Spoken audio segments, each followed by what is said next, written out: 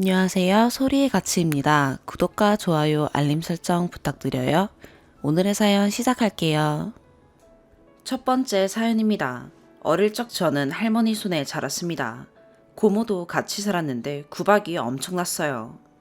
먼저 설명을 하자면 저희 집 가족은 아빠, 언니, 저, 그리고 할머니랑 고모 이렇게 5명입니다. 엄마는 어릴 적 집 나가서 안 계시고 아빠는 일하시느라 새벽에 나가고 새벽에 들어오셔서 집에 관심 없으셨어요. 아빠 모르게 할머니랑 고모한테 구박당한 10대 때의 일들을 풀어보겠습니다. 첫 번째, 저를 하녀로 생각합니다. 밥하기, 설거지하기, 빨래 개기, 청소하기, 심부름하기, 고모네 애들 돌보기. 저는 먹지 않지만 다른 가족이 밥 먹을 때 밥상 차리기, 제가 같이 먹더라도 앉을 자리가 없으면 다른 가족들이 먹고 남은 반찬 저 혼자 먹기. 그리고서 그 밥상 치우고 설거지하기. 이게 당연했고 일상이었어요. 두 번째, 제 빨래만 안 해주고 제 빨래만 버립니다. 빨래는 할머니가 주로 해주셨어요. 빨래통에 내놓으면 할머니가 빨아서 널어주셨는데 뭔가 날이 갈수록 제 속옷이랑 옷이 점점 없어져 가는 겁니다. 잘 생각해보니 빨래 내놓을 때마다 없어지는 것 같았어요.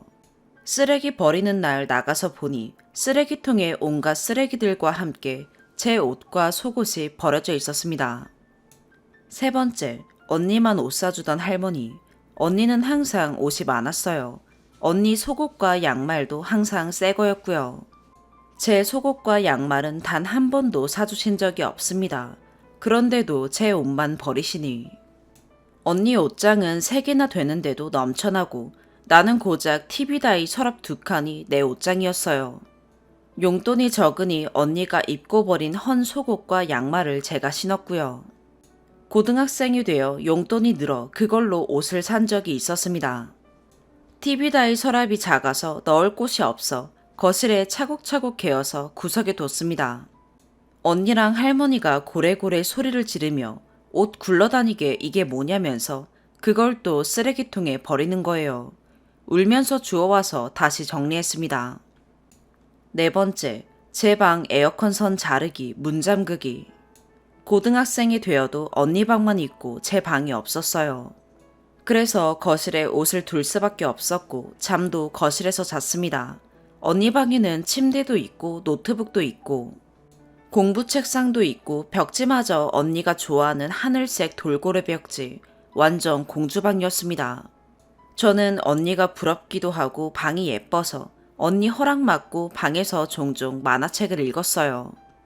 언니가 크면서 본인 방에 못 들어가게 열쇠로 문을 잠그기 시작했습니다. 그러면서 거실에 제가 있는 시간이 많아지다 보니 할머니가 제 방도 만들어줬습니다. 새로 생긴 제 방은 창고로 쓰던 방이라 곰팡이가 덕지덕지에 매트리스 하나 있는 방이었습니다. 저만의 공간이 생겨서 다이소 가서 인형도 사고 나름 꾸미고 행복했어요. 제 방에서는 수첩에 그림만 그려도 즐거웠고요. 그리고 여름이 되어 방에 있는 에어컨을 틀었는데 실외기 돌아가는 거 보고 할머니가 쫓아왔습니다. 전기세 나간다고 더 이상 사용 못하게 리모컨을 숨겼습니다. 솔직히 에어컨은 리모컨 없어도 틀 수 있어요. 그래서 틀었더니 아예 에어컨 선을 잘라버리는 겁니다. 언니가 언니 방에서 여름엔 에어컨 틀고 컴퓨터도 하고 겨울엔 장판 트는 거 여태 아무 말 없었으면서 저한테만 그러시는 게 참 속상했습니다. 다섯 번째, 고모가 퇴근하고 집에 오면 고기 구워서 내주라던 할머니. 냉동실 열어보면 고기가 있으니까 고모 퇴근하고 집에 오면 구워서 내주라고 하였습니다. 고모는 퇴근하고 바로 TV 앞에 앉았고요. 할머니가 너한테 뭐 부탁했다며? 잘 구워와, 배고프니까. 냉동실을 열어보니 바로 눈앞에 곱창 같은 게 있었습니다. 평소에 고모가 술안주로 즐겨 먹던 고기입니다. 그걸 구워서 나름 예쁘게 상추도 한 장 깔아서 플레이팅해서 고모 앞에 내어드렸습니다. 고모가 젓가락을 던지면서 저한테 소리를 지르는 겁니다. 이게 뭐야? 라길래 제가 고기요 라고 했더니 그니까 무슨 고기냐고 라는 겁니다. 그래서 제가 돼지고기인 것 같은데 정확히 어떤 부위인지는 모르겠어요. 라고 했더니 모르면서 이걸 왜 구워? 나 배고파 미치겠는데. 지금까지 기다렸던 시간 어떡할 건데? 네가 책임질 거야? 소리 지르면서 저한테 리모컨이랑 핸드폰 던졌고 폴더폰 뒷면 배터리 분리돼서 저한테 물어내라고 또 소리를 지르는 겁니다. 알고 보니 냉동실에는 삼겹살이 있었고 고모가 기대하고 있던 고기가 곱창 같은 고기가 아니라 삼겹살이었습니다. 저희 집에서 삼겹살이란 고기를 본 적이 없어서 전 잘못 구웠을 거라곤 꿈에도 몰랐어요. 여기서 또 웃긴 건 고모 보기 좋으라고 깔아놓은 상추를 보고 기름 배어서 누가 먹냐고 저보고 먹으라고 했습니다. 6번째, 제가 먹는 것 모든 게 꼴보기 싫은 고모. 평소에는 할머니가 반찬을 하나도 안 해주셔서 김치랑만 밥을 먹었습니다. 밥은 제가 하고 김치는 이웃들이 주는 걸로요. 할머니는 늘 언니랑 외식하고 들어오셨어요. 어떤 날은 갈비 냄새가 옷에서 진동을 하는데 아무 일도 아닌 척 둘이서 들어왔습니다. 근데 고모가 시집간 이후로 고모가 친정에 오는 2달에 한 번씩만 진수성찬을 차리세요. 고모부 앞이라 그런지 대놓고 구박하진 않았어요. 같이 밥을 먹는데 고기 반찬에 손대기엔 눈치 보이고 계란말이나 소세지 몇 개 집어먹었습니다. 그러면 할머니가 저를 째려보거나 젓가락을 탁 치면서 누가 보면 지 먹으라고 차린 줄 알겠네 라고 하시고 고모도 한마디 합니다.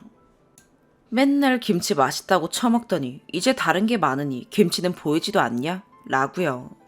눈에 눈물이 글썽글썽 맺히고 목이 메어도 울면 내가 너무 초라할 것 같아서 꾹꾹 참고 맨밥만 삼켰습니다.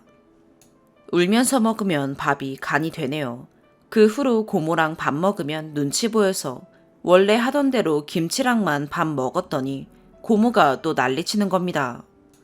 너 김치 담그는 거 얼마나 힘든 일인 줄 알아? 집에 항상 김치가 있으니까 귀한 줄도 모르고. 김치는 네가 담그니? 아껴 먹어 라고 하네요. 위에서도 한번 언급했지만 다들 밥 다 먹는 거 기다렸다가 남은 반찬 먹는 게 차라리 마음이 편했습니다. 고모가 내일 또 먹을 거니까 손대지 말라고 미리 말해주는 것 빼고는 마음껏 먹을 수 있으니까요. 그리고 국이나 찌개 있는 날이 좋았습니다. 제 국은 내가 눈치 안 보고 먹을 수 있는 유일한 반찬이니까요. 7번째, 계란도둑. 저희 집엔 늘 반찬이 없었습니다. 고모가 계란 한 판을 사놨는데 고모가 사놓은 것인 건 알지만 그게 너무너무 먹고 싶었습니다. 하나만 먹으면 안 들키지 않을까 하고 하나만 먹었는데 들켰고요. 고모가 냉장고를 열더니 숫자를 세기 시작합니다. 몰래 먹었으니까 제 잘못이 맞죠. 그래서 고모가 도둑년이라고 몇 주씩이나 뭐라고 했습니다. 그 이후로 전 계란 후라이가 싫어졌고요. 8번째, 폭풍, 폭우경보가 나서 빗물이 발목까지 차던 태풍 온 날. 이때 저는 본가에서 걸어서 30분 정도 떨어진 곳에 자취를 했습니다. 어느 날 할머니한테 전화가 오네요. 할머니 지금 고모네 집에 와 있는데 지금 거기 비 오고 바람 불고 난리 났지? 집 앞에 세워놓은 할머니 자전거 쓰러지면 기스나니까 가서 살포시 눕혀놓고 와. 집 앞에 있는 쓰레기통도 안에 들여다 놓고. 전 이 전화를 받고 우물쭈물했어요. 그리고 솔직히 기분도 나빴습니다. 태풍 와서 천둥 치고 비 오고 바람 불고 난리가 났는데 그깟 자전거랑 쓰레기통이 뭐라고 이 상황에 나한테 다녀오라고 하는지. 진짜 이 사람들한테 나란 자전거 기스보다도 쓰레기통 날아가는 것보다도 못한 존재구나 싶었습니다. 가다가 하늘에서 간판이 날라와서 내 머리에 꽂혀도 내 부주의라 생각할 사람들이겠구나 싶었습니다. 그래서 다시 할머니한테 전화를 해서 태풍 때문에 밖에 못 나가겠다고 말했습니다. 그랬더니 할머니가 하는 말이 신발것, 그게 무슨 힘든 일이라고 그거 하나 못 해주냐. 하기 싫은 마라, 못된 년. 이렇게 소리 지르고 끝내요. 벙쪄있던 찰나 바로 고모한테 전화와서는 너 참 못됐다. 집 나가니까 이제 우리가 우습지, 편하지. 네 세상인 것 같지? 내가 가면 가만 안 둘 줄 알아. 라면서 협박을 합니다. 그때를 계기로 연을 끊었습니다. 손이 떨렸지만 카톡도 번호도 다 차단했습니다. 그때 당시에는 울면서 남자친구한테 하소연도 했어요. 같이 할머니랑 고모 욕을 실컷 해줬네요. 온전히 내 편 들어주는 사람이 있었던 게 큰 용기였던 것 같습니다. 그렇게 고모들과 연을 끊은 지 3년 정도가 흐른 것 같습니다.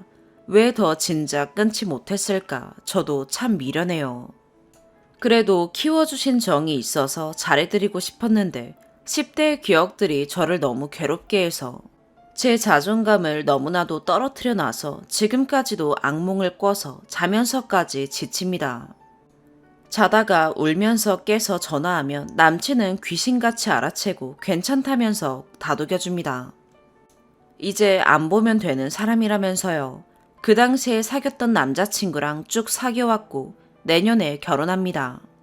내년 결혼식에 아빠만큼은 와주셨으면 하는 마음에 아빠에게 연락했는데 아빠가 그러네요. 고모 결혼식에도 참석 안 했는데 네 결혼식에만 가는 건 불공평한 것 같다. 이게 과연 아빠 생각일지 아니면 고모가 옆에서 소식 듣고 이간질하는 건지. 유일하게 차단하지 않은 언니에게도 연락이 왔습니다. 아무도 반기지 않을 결혼식에 아빠는 왜 부르냐고요. 언니랑 아빠만큼은 제 편일 줄 알았는데 그것도 아닌가 봅니다. 어릴 적 저한테 왜 그랬냐고 할머니랑 고모한테 물어본 적이 있습니다. 집 나간 엄마 그리워하고 본인들이 엄마 욕할 때 엄마 편드는 게 꼴보기 싫다고 했습니다.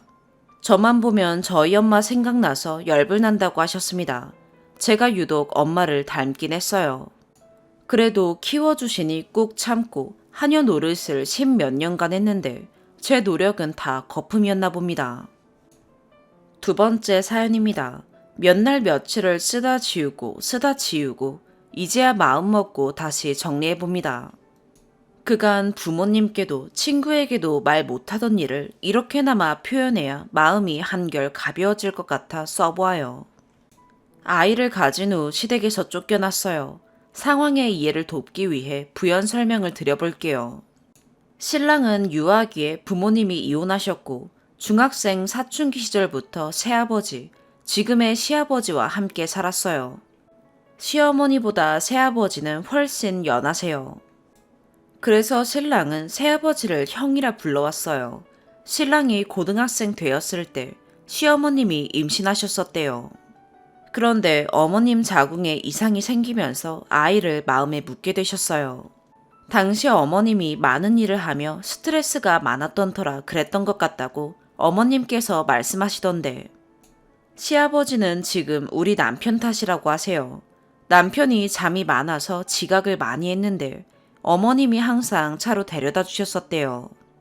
그래서 스트레스 받아서 그런 거라 믿고 계시더라고요.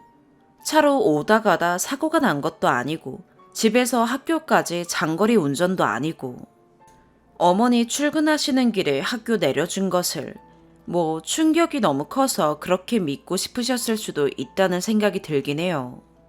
그래서 이후에 가정에서 살면서 신랑은 부모님, 특히 새아버지 눈치를 많이 보며 자랐대요. 그때 그 일이 어머님은 신랑 탓이 아니라고 하시면서도 어머님 당신의 남편의 마음을 위해 일부러 저희 신랑 탓을 하며 시아버지의 마음을 많이 풀어주셨었대요. 저희는 아이 같아서 그렇게 풀어줘야 한다며 저에게 직접 그렇게 말씀하셨어요.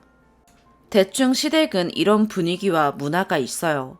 시아버지를 위해 우리 신랑은 앞에서 욕을 먹어야 하는, 시어머니도 일부러 시아버지를 위해 우리 남편을 막대하는, 그러고는 뒤에서 미안하다, 이해해달라 하시는. 네, 이런 문화인 줄 당연히 모르고 결혼했죠. 이 모든 이야기는 나중에 듣게 된 거예요. 그래도 결혼에 후회는 안 해요. 우리 신랑, 이제 우리 집안 가장으로 누구보다 멋지고 대단하니까요. 결혼하고 1년 정도까지 남편과 시아버지는 같은 업종.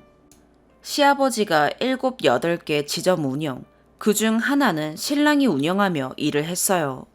신랑이 그냥 아버지께 받은 것은 절대 아니었고 초기 자금도 들어가고 부족한 자금은 일하면서 한 달에 40만 원 생활비만 받으면서 나머지는 부모님께 다 드렸대요. 딱히 돈 쓸 일 없는 신랑에게 시부모님은 재정관리 해주시겠다며 덧붙여 나중에 결혼할 때 도움 주겠다며. 그 당시 신랑 월 수입이 600에서 700만 원이었다는데, 그런데 그 일이 코로나 타격을 크게 받으면서 현재는 신랑이 다른 일을 하고 있어요. 여기까지는 이해를 돕고자 하는 인사말 정도였고, 이제 본론으로 들어갈게요. 처음 만난 신랑은 듬직한 외모의 체형, 무엇보다 예의 바르고 저에게 직진하는 그 모습에 반해 결혼을 결심했어요. 그렇게 작년 코로나가 심해질 쯤 식을 올렸고, 시댁에서는 1년 정도 들어와 살라고 이야기하셨죠. 그 이유는 지금 집을 해주기 어려우니 1년 뒤에 다시 집을 알아보면 우리 부부가 그동안 모은 돈과 거기에 도움을 보태 집을 구해주겠다 하는 것이 이유였고, 또 다른 이유로는 앞서 적은 것처럼 남편과 시아버지 업종이 이벤트가 필요한 시즌이 있는데, 총 책임자이신 시아버지는 남편의 아이디어와 노동력이 필요했고, 같이 구상하자며 거의 조르시듯 해서 들어가 살게 되었어요. 그렇게 시댁에 들어갔고 한 달간은 정말 즐거웠어요. 시부모님과 야식도 먹고 영화도 보고 게임도 하며 사랑도 듬뿍 받는 며느리 짓은 다 해본 것 같아요. 그 짧은 한 달간이요. 아가를 기다렸던 저희는 피임도 하지 않으며 자연스럽게 아가를 기다렸고, 한 달 뒤 아가가 생겼다고 알게 되었죠. 시어머니께 먼저 알리자 너무 행복해 하시며 눈물까지 흘리시고는 제 손을 잡고 너무 고맙다 고맙다 하셨어요. 그러고 그날 저녁 시아버지께도 말씀드렸죠. 그런데 지금도 생각하면 심장이 쿵쾅이네요. 이야기를 듣고 시아버지는 저 새끼는 말도 지질이 안 듣는다 하시며 방으로 쾅 들어가셨어요. 너무 놀란 저와 남편 그리고 시어머니는 아버님 따라 들어가셨고, 저희 부부는 방에서 아버님 반응에 대해 이런저런 이유를 생각해 보았죠. 남편은 예전 어머니께 생겼던 아가로 인해 아가에 대한 거부감이 생긴 건 아닐까 이야기했고, 저는 그냥 놀라셨나 보다 별 대수롭지 않게 생각했어요. 다음 날 어머님께 이야기를 들어보니 아버님께서 신랑에게 추후 몇 년 동안은 아가를 갖지 말라며 하고 있는 사업에 충실하라고 하셨었대요. 그 말에 신랑은 우리는 아가를 기다리고 있고 아가가 생긴다고 해서 못할 사업 절대 아니니 우리가 알아서 하겠다. 이렇게 이야기했었대요. 그런데 아버님은 본인 생각으로만 서로 약속을 했다며 생각하신다네요. 아버님 입장에서는 내가 그렇게 얘기를 했는데 아가를 가진 게 자신을 무시하는 거다 생각하고, 신랑은 내가 그러겠다 한 적이 없는데 왜 그걸 내가 동의했다 생각하는지 모르겠다 하네요. 이것만 들어도 진심 머리가 깨질 뻔했는데 이후 시어머니 말씀이 더 가관이었어요. 시아버지가 아가를 너무너무 기다렸던 분이셔서 저희에게 생긴 아가에게 어쩌면 질투 같은 감정이 있는 것 같다 하시더라고요. 이게 말이 됩니까? 자식에게 질투 감정을 느낀다뇨. 피 안 섞이면 진짜 남인가요? 중간에서 그렇게 말 전하시는 시어머님은 어떤 생각으로 전하시는지 저에게 이해해달라 하시는데 어떡하겠어요. 일을 하고 있는 도중에 집은 언제 알아볼 거며 화난다고 아가도 가진 마당에 친정에 들어가 버리면 친정 가족들에게 우리 신랑은 어떻게 되는 거며. 진짜 이 악물고 3달을 더 살았어요. 시아버님이 다시 마음을 고쳐주시겠지 하면서요. 왜냐면 그 당시 저로 인해 시댁이 붕괴되는 느낌이 너무 괴로웠거든요. 죄책감 때문에 지금 생각해보면 미쳤죠. 그냥 바로 나올 걸 하고요. 임신 초기 정말 조심해야 할 때인데 저 일도 했거든요. 맘고생 엄청 했어요. 신랑이 밤에 바쁜 일이라 저 퇴근하고 나면 그 집에 저 혼자인데 진짜 살기 싫었어요. 그 집에 들어가기 싫어서 퇴근 때마다 울었어요. 그 집안에서 저희 부부는 주말 동안 투명인간이었고요. 그 3달 동안 시아버지 마음을 풀어드리기 위해 제가 할 수 있는 건 다 했어요. 집도 청소하고 일부러 아버님 퇴근 시간에 맞춰 인사하고 친정에서 음식도 가져오고 편지도 써보고 그중 제일 힘들었던 건 못 본 척하는 시아버지께 웃으며 인사하는 일이었어요. 제가 할 수 있는 건 다 했어요. 차라리 이렇게 해버리니 정말 미련이 하나도 없네요. 그런데 결국 그렇게 지내다 결국 저희 신랑이 터졌어요. 시부모님께 가서 이게 뭐 하는 거냐며 뱃속에 있는 아가에게도 저에게도 미안해서 못 살겠다고. 이제 나갈 테니 다신 보지 말자 하며 일주일도 안 돼서 집 구하고 나왔어요. 친정에 알렸고 엄마랑 언니랑 같이 집 보러 다녔어요. 저를 안고 펑펑 우시던 엄마 모습을 잊을 수 없어서 두 손 꼭 잡고 이야기했어요. 마음 아프게 해드려 죄송하다. 정말 잘 살 테니 행복할 테니 지켜봐 달라고. 저희 신랑도 죄송하다며 같이 그랬고요. 그 당시 제 감정은 친정에 대한 죄송스러움, 왠지 모를 죄책감이었어요. 시댁 붕괴된 것이 꼭 내 탓 같아서 죄책감도 들면서도 자식에게 저러는 부모가 있나, 피가 안 섞여도 자식 부모 사이인 것을 자식에게 질투 비슷한 감정을 느낄 수 있나. 시어머니는 본인만 남편 눈치 보면 될걸 왜 아들에게까지 강요하나 싶었죠. 신랑에게는 괜찮았어요. 항상 제 편이었고 제가 못하게 말렸지 신랑은 당장이라도 부모님과 한바탕 하고 나를 데리고 나갈 사람이란 걸 알았거든요. 그냥 단지 우리 아가가 친할머니, 친할아버지에게도 축복받았으면 했어요.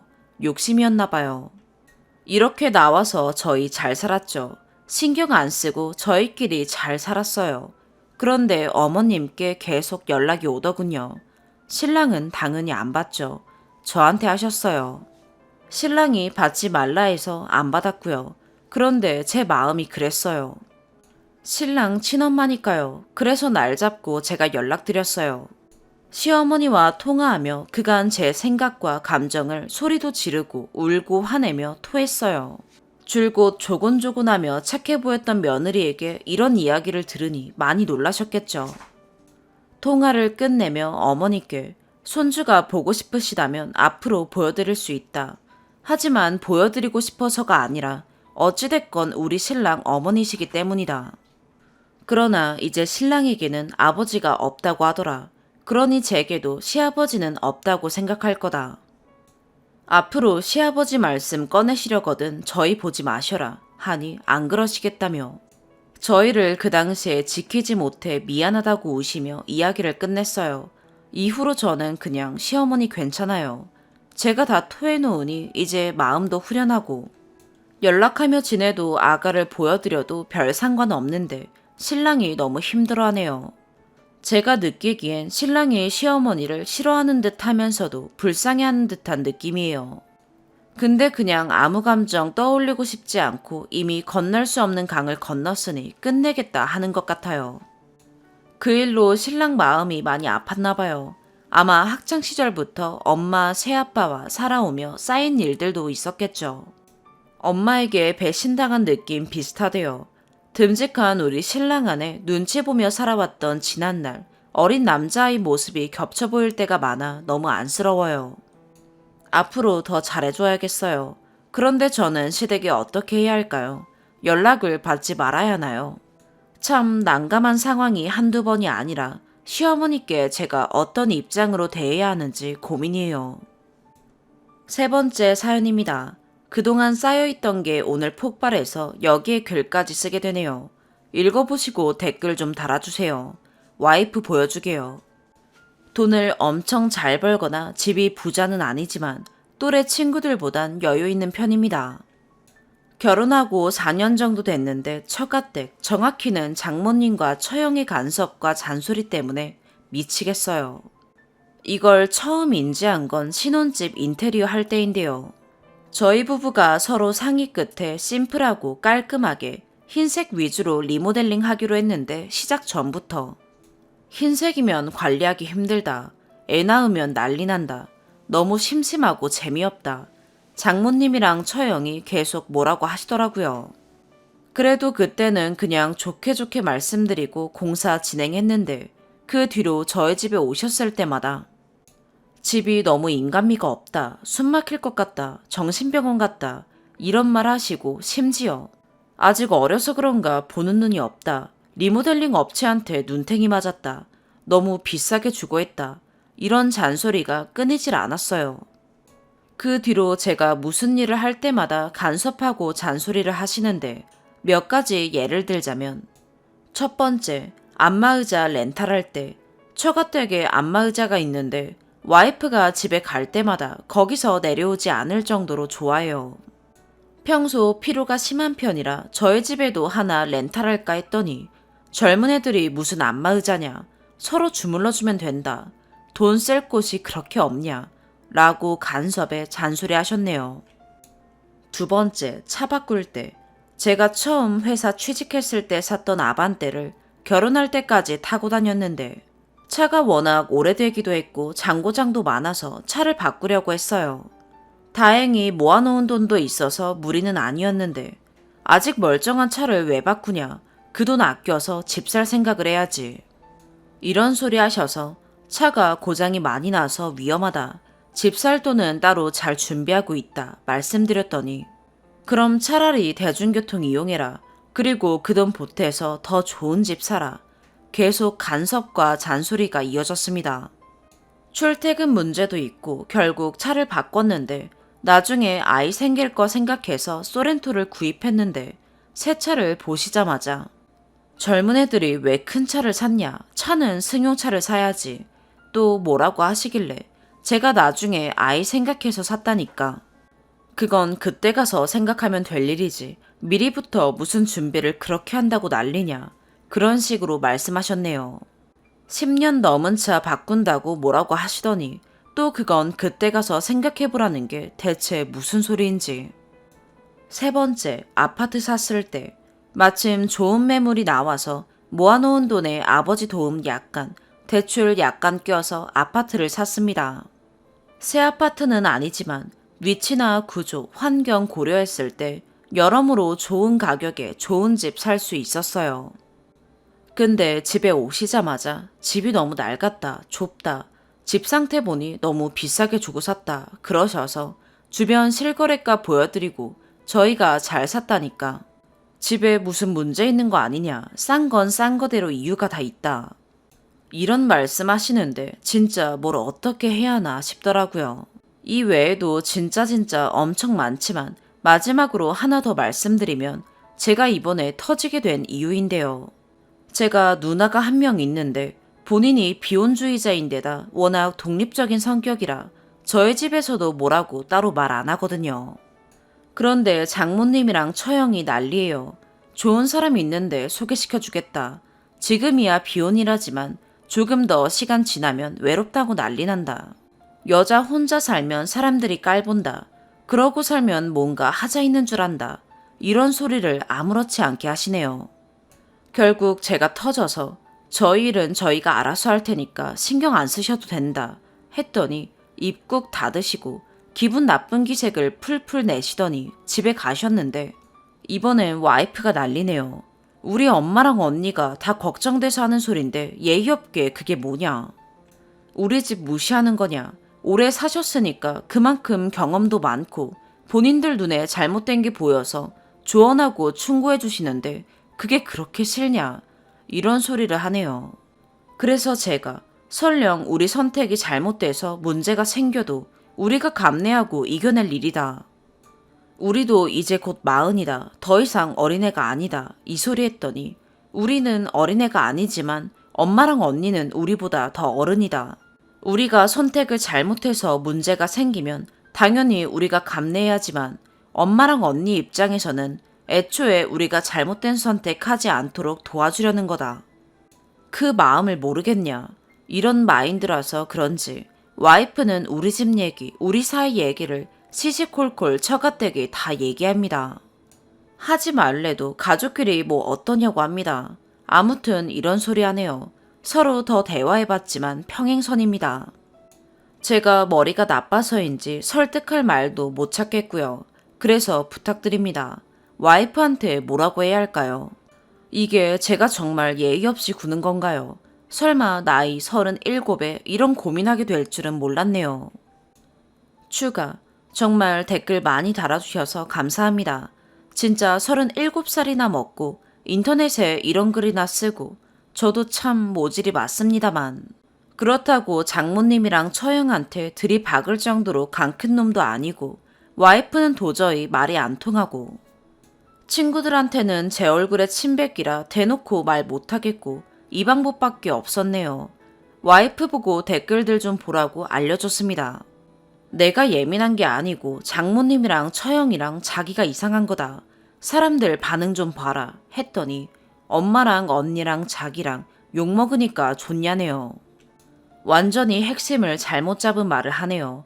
그런 게 아니라 도저히 말이 안 통하니까 다른 사람들 의견도 들어보려고 그런 거 아니냐 라니까 짜증난대요. 엄마랑 언니한테 얘기하는 자기나 인터넷에 글 올리는 저나 똑같은 거 아니냐네요. 말이 더 안 통합니다. 많은 분들이 도움 주셨는데 아무 소용이 없네요. 조언해 주신 대로 역지사지도 한번 생각해 보겠습니다. 그런데 지금 태도를 보니 그게 먹힐지는 모르겠네요. 오히려 적반하장으로 나올 것도 같은데 일단 고민해 보겠습니다. 그리고 장모님이랑 처형이 저한테 무슨 불만이 있어서 자꾸 저러시는 건 아닌 것 같은 게 좀 뭐랄까 일상생활에서도 태도가 비슷하세요. 장모님이 밥 사주신다고 본인이 예약도 하고 계산까지 다 하시는 자리에서도 처음 자리에 앉을 때부터 잔소리 같은 걸 하세요. 밖에서 먹는 거 다 몸에 안 좋은 거다. 너무 비싸다. 이런 소리 하시고 식사 끝나고 나서는 음식이 맛이 없다. 내 입맛에는 별로였다. 내가 해도 이것보단 낫겠다. 이런 소리 그냥 습관처럼 하시긴 해요. 처형도 마찬가지고요. 장인어른이랑 형님은 진짜 말씀도 없으시고 진중한 분들인데 어떻게 서로 이렇게 성격이 판이하게 다른지 머리가 띵하네요.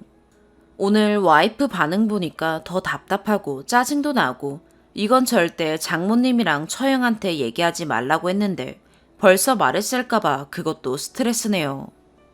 뭐 그렇게 되면 진짜 큰 싸움으로 가는 수밖에 없겠죠.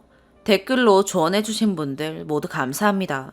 한번 최선을 다해보겠습니다. 네 번째 사연입니다. 이 새벽에 잠도 안 오고 답답해서 글 써봐요.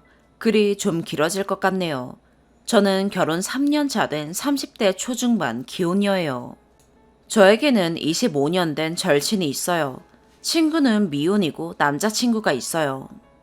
초등학생 때부터 지금까지 맨날 붙어 다니며 박터지게 싸우고 울면서 껴안고 화해하기도 하고 불같은 사춘기를 함께 보내며 슬픔 기쁨 나누고 서로 의지하며 함께 자란 친구예요. 만약 친구에게 장기라도 나눠줘야 한다면 제 수명이 조금 줄어들어도 기꺼이 떼어줄 수 있을 정도로 소중한 자매 같은 제 인생의 일부분인 친구였죠. 그런데 제가 결혼하고 나서부터 친구와 대화할 때마다 조금 불편한 부분들이 생기기 시작했어요. 친구가 남자친구도 있고 본인도 이제 결혼 이야기가 슬슬 나와서 그런지 결혼 생활이나 시댁 이야기에 관심이 많더라고요. 이것저것 물어보기도 하고요. 그런데 제가 시댁에 대한 이야기만 하면 내용이 어떻든 결과적으로 이래서 시월드라고 하는구나. 나는 시댁 때문에 결혼 못하겠어. 같은 제 의도와는 다른 자꾸 부정적인 반응만 돌아옵니다. 예를 들면 엊그제 대화의 경우에는 제가 작년에 출산을 하면서 살도 많이 찌고 코로나 때문에 나가지도 못하고 집에서 육아만 하다 보니 외모가 많이 망가졌거든요. 물론 의지의 문제도 있어요. 그 와중에 친한 사촌 결혼식을 가야 하는데 옷장에 맞는 옷이 하나도 없는 거예요. 산후 우울증인지 뭔지 장롱 뒤지다가 갑자기 자존감이 땅을 치고 거울에 비친 내 모습이 흡사 돼지 새끼 같아 팍 속상해지더라고요. 그래서 주저앉아 울고 있는데 남편이 그 모습 보고 놀라서 다음날 반차 내고 같이 백화점 가서 새 옷도 사주고 했어요. 근데 정말 디룩디룩 살찐 제 몸뚱이가 창피해서 옷 사러 다니면서 입어보고 그러는 것도 고역이더라고요. 여튼 그러고 며칠 뒤에 시어머니가 카톡 오셔서 이번 주에 택배 몇 개 갈 거야. 내가 보냈어. 이러시더라고요. 전화드려서 어머님 뭘 보내셨냐 했더니 그게 뭐 요즘 젊은 애들 운동하는 거라더라. 집에서 심심할 때 재미삼아 해봐. 바쁘니까 끊는다. 하고 뚝 끊으시는 거예요. 저희 시어머님 되게 시크하세요. 택배가 왔는데 요즘 인스타 광고 돌아다니는 그런 간단한 필라테스 기구 하나랑 티셔츠 큼지막한 거 몇 장. 큼지막한데 또 저한테 딱 맞더라고요. 브랜드 아니고 정말 학생들이 쓸 법한 컬러인 립스틱 이렇게 보내셨더라고요. 알고 보니 남편이 어머님께 땡땡이가 살쪄서 입으로 또 없고 본인이 사람 같지 않다, 돼지 같다면서 울고 있더라. 산후우울증 같다. 뭐 이런 얘기를 했다네요. 저는 보내주신 것들이 제 마음에 들고 안 들고를 떠나서 너무 감사하고 감동이었거든요. 립스틱이 너무 웃겼던 게 시어머니가 맨날 저를 애기처럼 보시거든요. 립스틱 컬러가 진짜 쨍한 핫핑크, 어린 귀여운 친구들이 어울릴 법한 그런 걸 보내셔서 귀엽기도 하고. 그래서 이런 이야기를 친구에게 했는데 친구 반응이 헐, 나 같으면 너무 상처받을 것 같아 라길래 제가 상처? 왜? 라고 했더니 너 살쪘다고 살 빼라는 말을 돌려서 하신 거잖아 라는 거예요. 그래서 아니야. 그냥 내가 운동하러도 못 다니고 하니까 생각해 주신 거지. 에이, 난 감사했어. 라고 했더니 며느리한테 살쪘다고 눈치 주는 시어머니들이 가끔 계시다던데 그게 너희 시어머니일 줄이야. 내 남친 어머님도 그러시면 어쩌지? 지금부터라도 다이어트 해야 하나 라길래 눈치 주시는 거 아니야. 생각해 주신 거지. 야, 별 걱정을 다 한다. 너 날씬하잖아. 라고 했어요. 친구는 에휴, 천천히 살 빼봐. 너무 스트레스 받지 말고. 이런 식으로 화제가 돌아갔는데 여튼 항상 이런 식의 대화예요. 저는 감사했다는 이야기를 하고 싶었던 건데 오히려 시어머니 욕을 하게 된 것 같아서 찝찝하더라고요. 또 다른 일은 시어머니가 소고기를 안 드세요. 그래서 소고기 선물 들어오거나 하면 다 저희 집으로 가져오시거든요. 또 저희는 반대로 돼지, 닭보다는 소고기 킬러라서 종종 사서 보내주시기도 하셨어요. 최근에는 보내주신 소고기로 아기 이유식을 만들곤 했는데 친구가 또 그 이야기를 듣고는 야야, 일부러 보내시는 거네. 이유식 직접 만들어 먹이라고. 그래서 제가 엥? 아니야. 소고기 안 드셔서 보내주시는 거야. 애 없을 때도 우리 먹으라고 종종 보내셨어요. 친구는 에휴, 이유식까지 직접 만들어 먹여야 하니 너도 참 딱하다. 요즘 인터넷 보면 다 잘해서 팔던데 라길래 그렇긴 하지. 근데 아무래도 직접 만들어 먹이면 나도 마음이 좀 놓이니까 라고 했더니 아휴, 난 못해. 시어머니 진짜 너무하시다. 세상이 어느 세상인데 내가 더 속상하네. 이런 식으로 또 대화가 흘러갑니다. 그럼 저는 또 머쓱해서 그런 거 아니야 하고 말 돌리는데 이게 하루에도 몇 번씩 계속되다 보니 자연스럽게 친구에게 제 이야기는 안 하게 되고 대화가 단절되더라고요. 솔직히 최근에 저는 유큐를 내서 일상이 육아, 시댁, 남편이라 이런 얘기밖에 할 게 없거든요. 이래서 친구들이 결혼하면 다들 멀어지는 건가 싶고 내가 친구한테 너무 눈치 없이 관심 없고 재미없는 쪽 이야기만 해서 친구가 그만하라고 시그널을 보내는 건가 싶기도 하고 내가 넌시눈이었나 별의별 생각 다 들었어요. 근데 또 친구가 저한테 먼저 시댁은 요즘 조용하냐 이런 질문을 하기도 하거든요. 건강하시냐 잘 지내시냐도 아니고 조용하냐라는 질문 자체도 이상하고 대체 저희 시부모님 안부가 왜 궁금한 건지 싶기도 했어요. 저희 시부모님들 정말 조용하신 분이에요. 전화보다는 카톡 선호하시고 그 카톡마저도 일주일에 두세 번 할까 말까 해요. 가끔 전화드리면 그래 쉬어라 아니면 바쁘다 하시며 후다닥 끊으려고 하시고 귀찮은 거 싫어하시는 스타일이세요. 시아버지 시어머니 두 분이서만 여행 다니시는 거 좋아하시고 사람 많고 시끌벅적한 분위기를 안 좋아하세요. 요즘 코로나 때문에 안 나가시는 것 같긴 한데 애견 미용 배우신다고 학원 다니고 그냥 본인 삶 즐기시는 분들이거든요. 코로나 이전에는 명절마다 여행 다니시며 우리는 연휴에 여행 갈 거니까 친정으로 가던지 하고 주말이나 시간 될 때 저녁이나 먹던지 하자 하실 정도로 저희한테 큰 관심이 없으세요. 근데 그런 모습도 친구는 아무리 그래도 명절인데 가족끼리 얼굴도 안 보냐. 땡땡 오빠네 집안이 좀 화목하지 못한 편인가? 이런 식으로 생각을 하더라고요. 참 어려워요. 말을 안 하자니 자꾸 궁금해하고 물어보면서 막상 말을 하면 부정적으로만 반응하고 이런 상황이 계속 쌓이다 보니 정말 내가 남들이 봤을 때 좀 불행해 보이나. 친구가 나를 정말 걱정해주는 건가 싶다가도 자꾸 부정적인 반응만 보이는 친구랑 대화가 힘들고요. 자매처럼 늘 함께하고 의지했던 소중한 친구랑 이렇게 변해간다는 게 너무 슬프고 허하네요. 결혼하고 남은 몇 안 되는 진짜 친구 중 하나였는데 주변인들에게 말하자니 친구를 욕보이는 것 같아 이렇게 익명으로 넋두리를 해봅니다. 오늘의 사연 여기까지입니다. 구독과 좋아요, 알림 설정 부탁드려요. 시청해주셔서 감사합니다.